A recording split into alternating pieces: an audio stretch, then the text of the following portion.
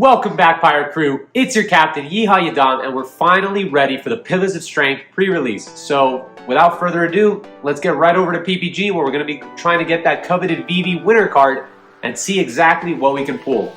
Come along with me and I'll see you there.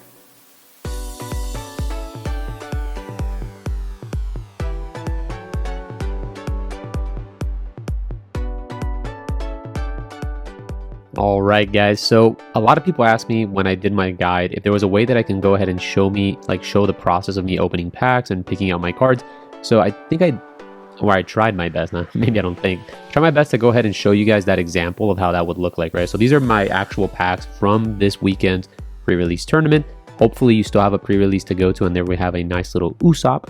Nothing too crazy so far, but you know, this is all expected from this set, right? We have a lot of vanillas, a lot of cards that are hyper specific with the East Blue archetypes, EP9, and things along those nature, but nothing that, you know, to really go home about, right? Ooh, Soap Sheep has a funny name.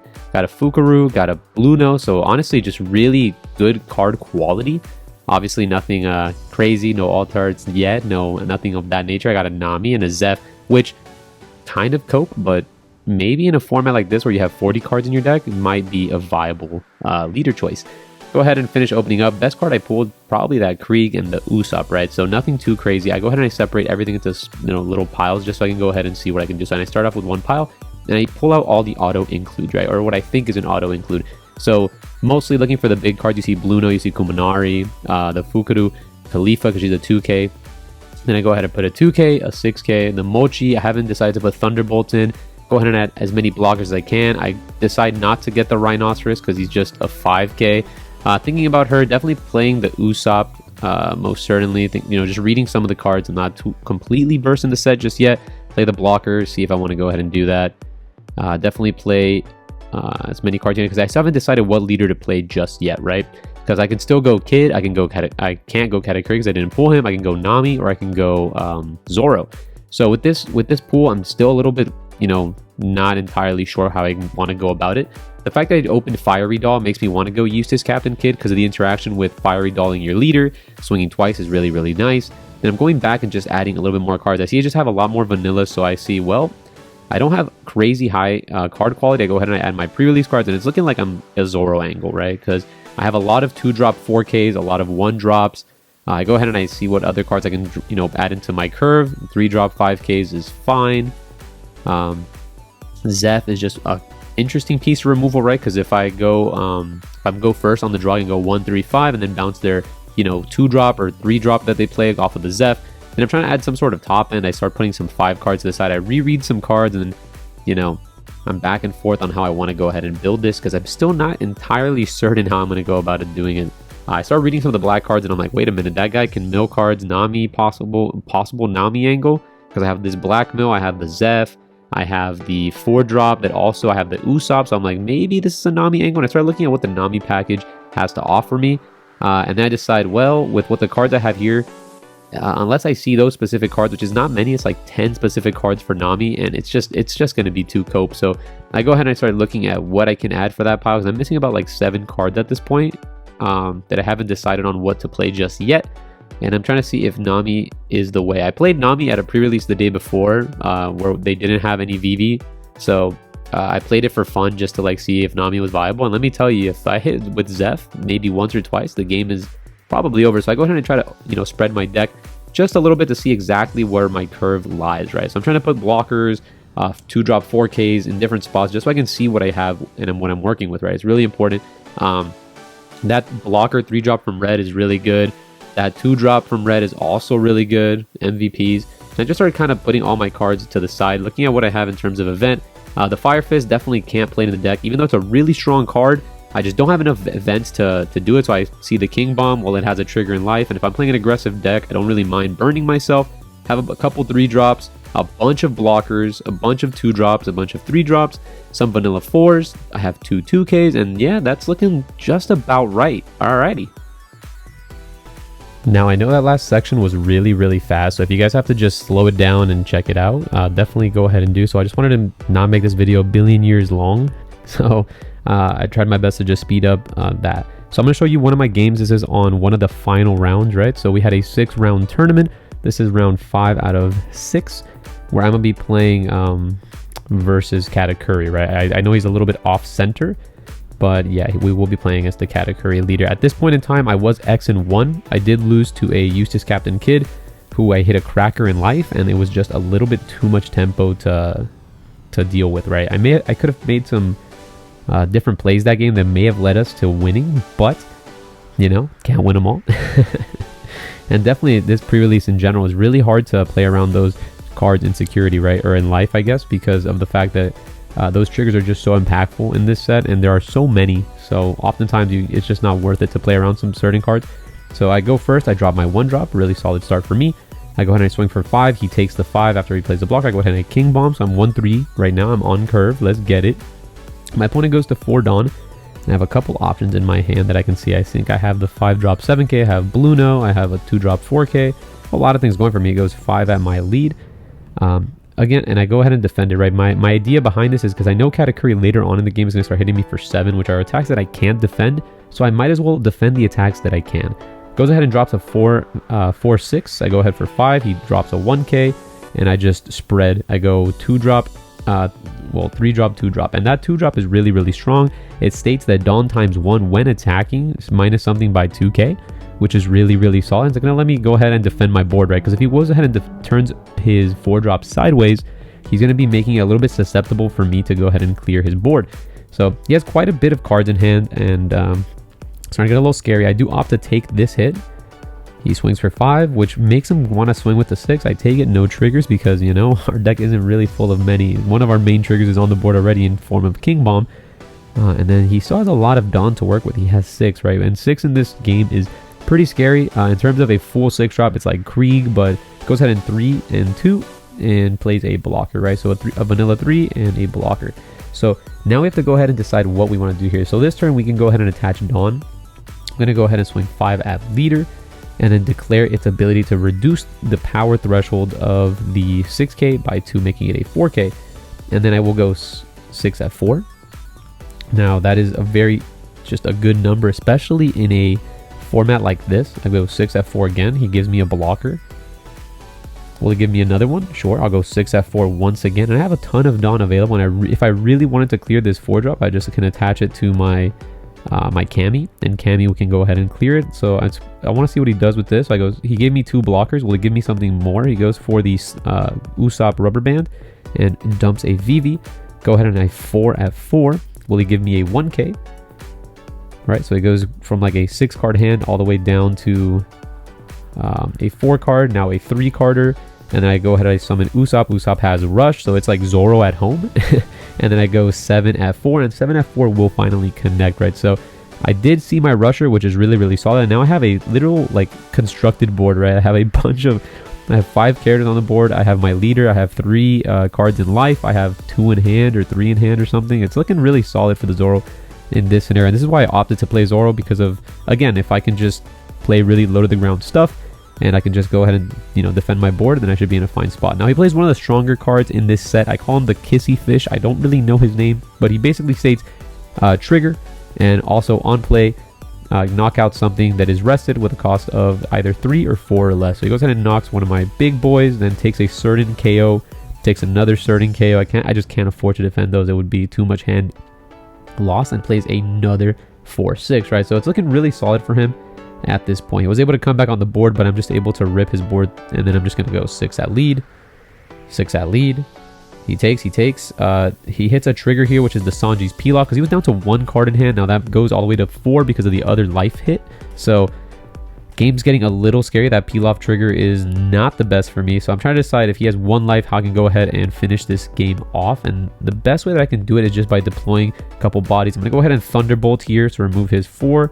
Make it a little bit harder for him to KO me. I'll go ahead and tap 5 for the big boy and a 1-drop, right? So that just fits my curve very, very nice. And that's just how good Thunderbolt is. It just allows you that when you're ahead to keep staying ahead, right? Because even if I do trash my life, it's just significantly better because I don't have to give up my hand to defend a 4-6, and then I don't have to attack into it. So really, really solid card in this format as well for tempo related decks.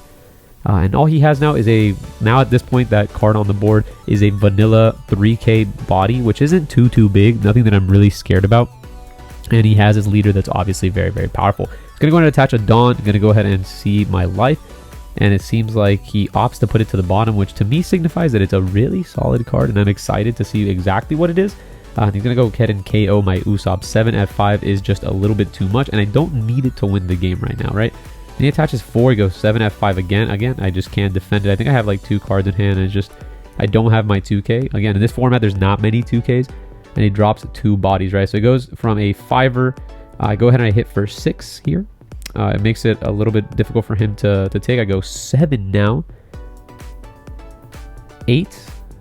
And then I just, attach everything to my 7K. And that's game. So I was Krieg. That's the card that was in my life. Super duper good card in this format. Alrighty, let's go into our next game. And here we have it, the finals, at least the finals for me, right? This is table 2 out of a 6-rounder. There was 42 people at this event, and the way that they went about giving the Vivis out was if you made it into top 6. So for every 8 additional players that entered the tournament, they added a Vivi.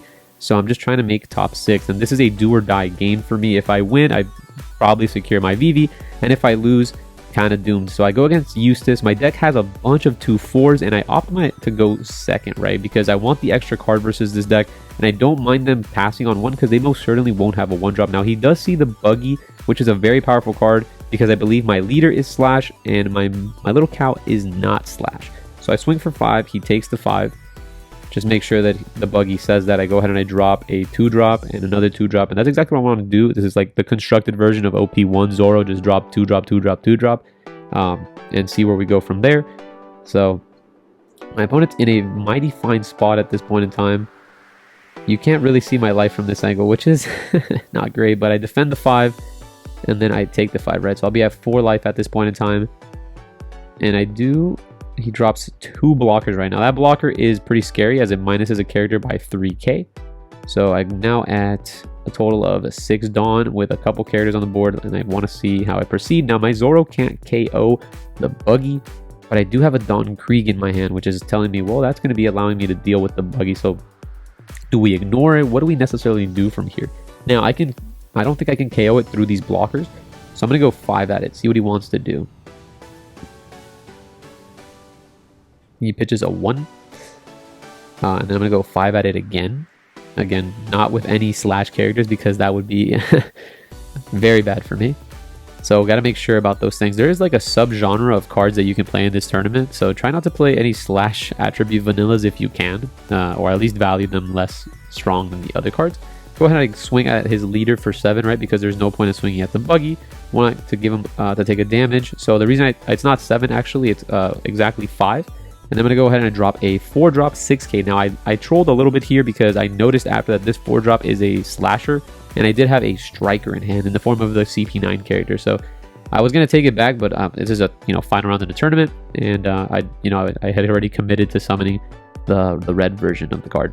So slight misplay, but let's see what happens from here. Now, I know I have Krieg, and Krieg can go ahead and defend me, so he's going to go 5 at my cow, and yes, I could defend it, but is it necessarily worth it for me to? Probably not. I still have a blocker on board. I just wanted him to like turn his Buggy sideways, so I can go ahead and block here, probably the Buggy, and then force my cards to be able to deal with his, right? Just want to make him use his leader ability so that he's taxed on Dawn and on cards. So he goes 5 at my cow, or my leader, it seems. I go ahead and defend it for 1k, and then that's where I talk about my little misplay there. Have a little laugh. Move my cards a little bit to the side to see what he wants to do. He go ahead and puts 3 Dawn on his blocker. Getting aggressive with it, I go ahead and defend it with my blocker, and then he goes ahead and pops it with another of the East Blue characters that has a KO on play effect. Now, from this point, I only have 1 game plan because he's already taken a really good chunk of my turn here. I'm going to go 5 at the leader, 6 at the leader. He takes the 5, he takes the 6, and then since I'm swinging with base, he knows something big is coming, so I'm going to go ahead and dump the Krieg. Krieg is going to go ahead and let me pitch this King Bomb and to pop these 2, and then I'm just making memes with him because Krieg looks really cool and he's popping stuff, and he's reading it for the first time, so he's going to go ahead and KO both of his characters, which is going to be really, really solid. At this point, I think I'm screaming, Dawn Krieg! So, very, very cool. And then I still have 2 Dawn left. I could have gone ahead and Thunderbolted here, but I'm afraid of getting in a situation where his leader just starts dual attacking me and stuff like that. So I opt not to Thunderbolt. I want him to go ahead and attack my 6k. So I'm basically trying to make my leader a Whitebeard character this turn, right, by leaving my 6k in a rested position. But it depends on what my opponent does to denote if this is important or not. He has the Rush Luffy in hand, and it seems like his hand in general is a little bit heavier than mine, so he is at a lot of Dawn, and he has a lot of decisions to make here. But the scariest card that he has to be careful with is this Dawn Krieg / Zoro interaction. I am going to 10 Dawn next turn, and if he doesn't have a blocker, this Dawn Krieg is just gonna slam him. He opts to go 5 at my, I believe, leader, because it can't be the 6k. I defend here. Again, I don't want to get low versus Eustace. And then I want to see where he goes from here. I want him to attach a Dawn and put it on the leader. Now I'm down to 1 card in hand. This is the Thunderbolt. I'm keeping it desperately in my hand because if he plays a blocker, I want to Thunderbolt it and then go ahead and Krieg Zoro finish the game off. If I could go ahead and let my 6k live, that would also be fantastic for me. So we'll see if we can accomplish everything. He goes ahead and puts 3 on his leader. He goes 8 at the to guarantee the KO. Then he goes Luffy. He Dawn minuses 1, pitches a 5 drop, and then he gains Rush, which is going to go ahead and punch right through my guy, right? If I do have a 2k counter at this point in time, he is cooked, right? Because there's just no way he can defend the amount of power I have on the board. But we'll see. So he goes ahead and Luffy's here. I don't have the 2k. But he doesn't have the blocker, which gives me 2 more Dawn to finish off this game, right? So I do have 10. I put 1 on Krieg to activate his Dawn times 1, and I'm just going to go ahead and swing 11. He has, at this point in time, 4 cards in hand, and I think it was either 3 or 4. It's not very likely, especially in this format, for him to go ahead and be able to defend this, so I swing for the 11 double strike. Especially after he pitched a card with the Luffy. He's looking at the Mochi, seeing if the Mochi can go ahead and activate, and it can, but it won't deal with the Krieg, and even if it did, the Krieg's second attack will still continue to go through. Learned that from the simulator, and then I'm going to go ahead and attach it all into Zoro and go 12, which is going to be game. Alright guys, so we're back from our pre-release, and yeah, we were able to get the coveted Vivi winner card. So if you guys saw the video, you were able to notice what I decided to do with my packs. Yeah, they're not great, but we were able to make the best with what we had. Those last 2 videos that you saw of my gameplay is kind of what I tried to do every single game. I just tried to amass a board, get pressure, and use my very weak vanillas to use their stats and win the game through that. Just pure math out of my opponents. Even though my card quality, constructed-wise, wasn't great, you make the best out of it with Zoro. A couple things that I learned from the pre-release. So, Katakuri, Zoro, and Kid, insane. All those leaders are really, really strong and probably should be in the tier of their own. If you have the opportunity to build one of those decks, definitely go for it. If you have a ton of vanillas, not great quality, Zoro's the way to go. You got more blockers, you got some big boys, try Eustace Captain Kid. If you're able to open the vanilla card, well, the red 2-cost that lets you suction up a Dawn, try Katakuri. And if you get a ton of blue Nami support, maybe I'm coping, but try to play Nami. So I hope this video helps you guys get your own Vivi, and I'll see you guys on the next one. Peace.